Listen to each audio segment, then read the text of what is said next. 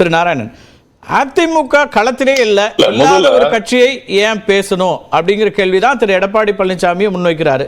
அப்ப அதுல என்ன காரணம், என்ன காரணத்துக்காக அது அந்த விமர்சனம் முன்வைக்கப்படுது? முதல்ல ஒரு நாகரிகமான வாதம் பேச்சு இருக்கணும். சும்மா தமிழ் தொலைக்காட்சியில உட்கார்ந்துகிட்டு எல்போர்டு டீ போர்டுன்னு பேசுறதெல்லாம் வன்மையா கண்டிக்கத்தக்கது. எதை வேணாலும் பேசலாம் அப்படின்னா அதை அலோவ் பண்ண முடியாது கார்த்திகை செல்வன். அப்படிப்பட்ட நபர்களோடு நாம தரம் தாழ்ந்து இந்த மாதிரி விவாதங்கள்ல கலந்து கொள்வதும் நாம விரும்புறதில்லை. மணிகண்டன் ஓரளவுக்கு நாகரிகமா பேசுவார் நான் நம்புறேன் இனிமேலாவது. அந்த மாதிரி ஒரு அகில இந்திய கட்சியினுடைய ஒரு மாநில தலைவரை எல் போர்டுன்னு பேசுறதுன்னா அப்புறமா நாம டீ போர்டு அந்த போர்டுன்னு ஒண்ணு தனிநபர் விமர்சனத்துக்குள்ள போவேனா கருத்துக்குள்ள வாங்கன்னு தான் அவருக்கு சொல்லியிருந்தேன். நீங்க வாங்க உங்க பாயிண்ட் சொல்லுங்க. சரி சார், நீங்க சொல்லுவீங்க, அவர் புரிஞ்சுக்கணும்ல, அதான பிரச்சனை. ஒவ்வொரு முறையும் கருத்தையும் சொல்றதுக்கு அனுமதிச்சுட்டு தான் நான் சொல்றேன் திரு நாராயணன். உங்களோட ரியாக்ஷன் இருக்குல்ல, அதை எப்படி புரிஞ்சுப்பாங்க? ஒரு பொது விவாதத்துல வர்றோம், நீங்க இப்ப சொல்லக்கூடிய உங்க ரியாக்ஷன் இருக்கு இல்லையா, நான் அவர்கிட்ட சொல்லிட்டு நீங்க உங்களுடைய மறுப்பையும் உங்களுடைய அதிருப்தியையும் அல்லது உங்களுடைய கருத்தையும் பதிவு பண்ண நேரத்தை கொடுத்துட்டு தான் அதுக்கப்புறம் நான் சொல்றேன். அதுக்கு உங்க ரியாக்ஷன் எப்படி இருக்குன்னு நீங்களே பாத்துக்கங்க. நான் வேற ஒன்னும் கருத்து சொல்ல விரும்பல. நீங்களும் என்னுடைய விருந்தினர், நீங்க கருத்து சொல்லுங்க. இது ஏன் இந்த விமர்சனம்? இல்ல, நான் அதுதான் சொன்னேன். It is my duty to condemn anyone who is personally trying to insult. அதனால it is my duty. He is my state president. என்னுடைய மாநில தலைவர், அவரை அவமரியாதையாக பேசுவது என்பதை என்னால் ஏற்றுக்கொள்ள முடியாது. அப்படிப்பட்ட நபர்களோடு ஒரே இடத்துல உட்கார்ந்து விவாதம் பண்ண இல்ல, அப்படிதான் பேசுவாங்க. அத நான் என்ஷூர் பண்றேன். இங்க இருக்கிற யாருமே யார் ஒருவரையும் தனிப்பட்ட முறையில விமர்சிப்பதை ஆதரிக்கக்கூடியவர்கள் இல்ல. அது விவாதத்திற்கான தன்மையும் இல்ல, அதுல மாற்று கருத்து இல்ல. நீங்க சப்ஜெக்ட் சப்ஜெக்ட் எஸ், அவரே அந்த இடத்துல நான் தவிர்த்துட்டு நான் விஷயத்துக்கு வரேன்னு தான் சொன்னாரு. அதுக்கு பிறகு அதை மையப்படுத்தி இருக்கீங்களே தவிர நீங்க ஏன் விமர்சனத்தை வச்சீங்கன்னு வர மாட்டேங்கிறீங்க பாருங்க. இல்ல இல்ல, எனக்கு அது இல்ல கார்த்திகை செல்வன் அவர் நான் தவிர்க்கிறேன்னு சொன்னது என் காதுல இப்போ இல்ல இப்போ இந்த தேர்தல் பிரச்சாரத்துல என்ன பேசணும் என்ன பேச அதிமுகவை திடீர்னு அவங்க களத்திலே இல்ல, அவர்கள் மீதான விமர்சனத்தையோ அல்லது கட்சி அழிவை நோக்கி போகுது, இந்த விமர்சனங்கள்லாம் இன்னைக்கு ஏன் தேவை? அதிமுகவை சேர்ந்தவர்கள் அந்த தொகுதியில தொடர்ந்து பாஜக குறித்து விமர்சனம் செய்து வருகிறார்கள். சமூக ஊடகங்கள்ல தவறாக பிரச்சாரம் செய்து வருகிறார்கள். அதற்கு அந்த வியூகம் அந்த இடத்துல என்ன பேசணுமோ அதை பேச வேண்டிய கட்டாயம் எங்களுக்கு இருக்கிறது. இவர் சொல்லலாம் ஒருவேளை பாமகவுக்கு ஓட்டு போடுவாங்க அப்படின்ட்டு. அது மணிகண்டன் இப்படி அதை சொல்றாரு எனக்கு தெரியல. ஆனால் அதிமுகவுடைய ஆதரவாக இருக்கக்கூடிய வாக்குகளை கூட நாம கண்டிப்பாக பெற வேண்டும் என்பதுதான் நம்முடைய வியூகமாக இருக்கு. அந்த வாக்குகளை தடுத்துருமேங்கிறதான ரியாலிட்டி. இப்ப சீனியர் டாக்டர் ராமதாஸ் தொடங்கி திரு அன்புமணி வரைக்கும் என்ன சொல்றாங்கன்னா, அதிமுக வாக்குகளை எங்களுக்கு கொடுங்க, திமுக தான் பொது எதிரின்னு களத்துல கேட்கிறாங்க. அப்படி கேட்கப்படக்கூடிய சூழல்ல திரு அண்ணாமலையுடைய கருத்து அதிமுக தொண்டர்களை வாக்களிக்க விடாம தடுத்துருங்கிறாரு திரு மணிகண்டன். அதாவது உங்களுடைய மணிகண்டனுடைய பாமகவுக்கு அதிக வாக்கு போகணும் மணிகண்டன் விரும்புறாருன்றத நான் புரிஞ்சுக்கிறேன். அது அவருடைய கருத்து தான். ஆனா அது எப்படி கேட்கணும் எப்படி சொல்லணும்ன்றத முடிவு பண்ண வேண்டியது நாங்க தான். அதனால மணிகண்டன் சொல்றதுனால அவருடைய கருத்து தான் சரின்றது ஆயிராது. எங்களை பொறுத்தவரையில எங்கள் மீதான தாக்குதல் இன்னைக்கு திரு எடப்பாடி பழனிசாமி அவர்கள் திரு அண்ணாமலை அவர்கள் மீது ஒரு தொடர்ந்து தனிநபர் விமர்சனம் செய்திருக்கிறார். அதெல்லாம் அவருடைய ஒரு முதலமைச்சராக இருந்தவர், ஒரு மூத்த அரசியல்வாதிக்கு அது அழகு அல்ல. அப்படிலாம் பேசக்கூடாது சார். இன்னைக்கு நேற்று ஒரு பத்திரிகையாளர் சந்திப்புல கட்சியினுடைய நிலைப்பாடு அதிமுக என்ன ஆகும் அல்லது 3வது இடம் 4வது இடம் போயிடும் சொல்றதுக்கு ஒரு ரியாக்ட் பண்றாரு அவரு. சார் நீங்க சொல்லக்கூடாதா சார்?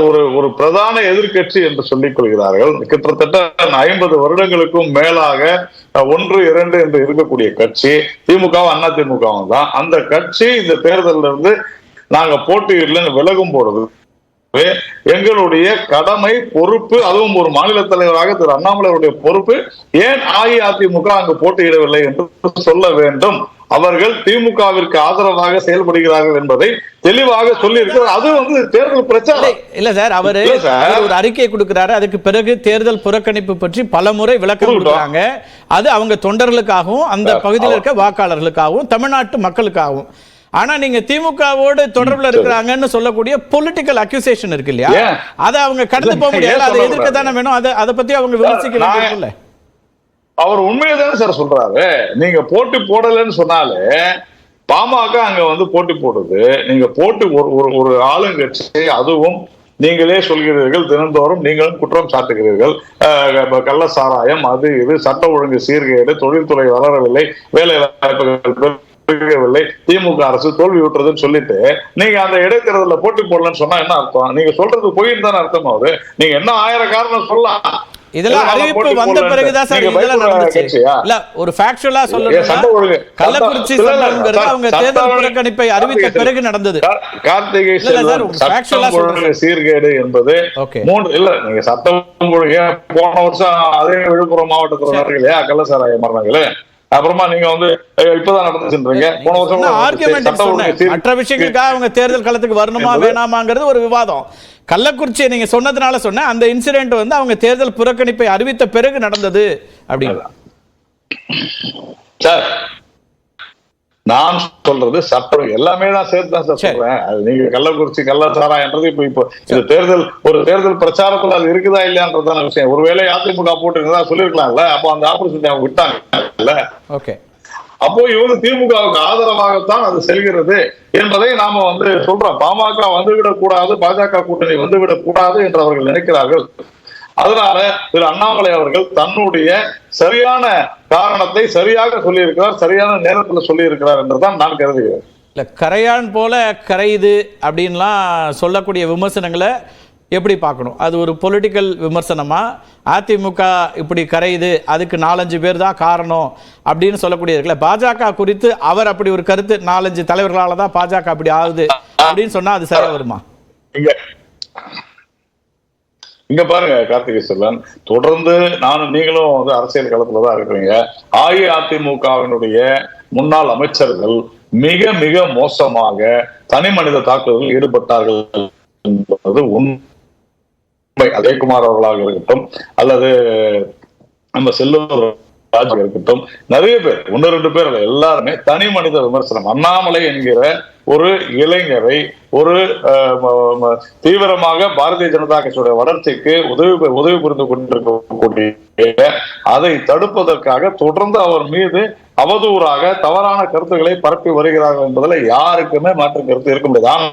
ஆனால் அண்ணாமலை அவர்கள் தனி மனித தாக்குதலை இருக்கவில்லை. நல்லா புரிஞ்சுங்க. அவர் தன்னுடைய கொள்கையை கட்சி வளரணும்னு நான் வந்து தொடர்ந்து போராடி வருகிறேன் என்று சொல்லிக் கொண்டிருப்பவரை தொடர்ந்து தனி மனித தாக்குதலில் ஈடுபட்டது அவர்கள் தான். சார் கூட்டணியில அப்படி கடைசி காலம் வரைக்கும் அவங்க கூட்டணிக்கு வர வேண்டும் என்று அமித்ஷா அவர்கள் வெளிப்படையா எல்லோரும் வரணும்னு சொன்ன காலம் சமீபத்துல தான். ஆனா நம்பிக்கை துரோகம்ங்கிற அளவுக்கான வார்த்தைகள், நம்பிக்கை துரோகின்னு சொல்லக்கூடிய விமர்சனத்தை அதிமுக தொண்டர்கள் எப்படி அமைதியா கடந்து போவாங்க, அந்த தலைவர்கள் கடந்து போவாங்க? இல்ல அவங்க அதை விமர்சிக்கத்தானே செய்வாங்க. கடந்து போக செய்ய முடியாது. அதுக்கெல்லாம் நான் செய்யல சார். நான் விமர்சனம் பண்ணிட்டோம், அவங்க விமர்சனம் பண்ணா நாங்களும் விமர்சனம் பண்ண போறோம், அவ்வளவுதான். அதுதான் அண்ணாமலை அவர்கள் சொன்னார்கள். நீங்கள் எங்களை விமர்சனம் செய்வீர்கள், வேடிக்கை பார்த்து கொண்டிருப்போமா? நீங்க பிஜேபி எதனா விமர்சனம் பண்ணீங்கன்னா நாங்க திருப்பி சொல்லுவோம். இவர் கோயம்புத்தூர்ல வந்து சொல்றாரு, எடப்பாடி பழனிசாமி சொல்றாரு, திமுக எவ்வளவு ஓட்டு வாங்கி சொல்றாரு. நீங்க எவ்வளவு ஓட்டு வாங்கினீங்க அதையே சொல்ல மாட்டேங்கிறீங்க. நீங்க 3வது இடத்துக்கு வந்துட்டீங்களே. அப்ப உங்க கட்சி அண்ணாமலை வந்ததுனால இந்த கட்சி வளர்ந்து விட்டதாக மாயில் இருக்கிறாங்கன்றாங்க. அப்போ ஜெயலலிதா அவர்கள் இருந்த போது இந்த கட்சி இல்லையே, நீங்க டெபாசிட் போயிருக்குது, நீங்க எத்தனை இடத்துல பின்னால போயிருக்கிறீங்க, 3வது இடத்துக்கு வந்திருக்கிறீங்க. அப்ப உங்க கட்சி தேஞ்சு போச்சுன்றது உண்மைதானே? கரையானை போல அறுத்து கொண்டிருக்கிறது இந்த கட்சின்னு சொல்ல தவறு என்ன இருக்கு?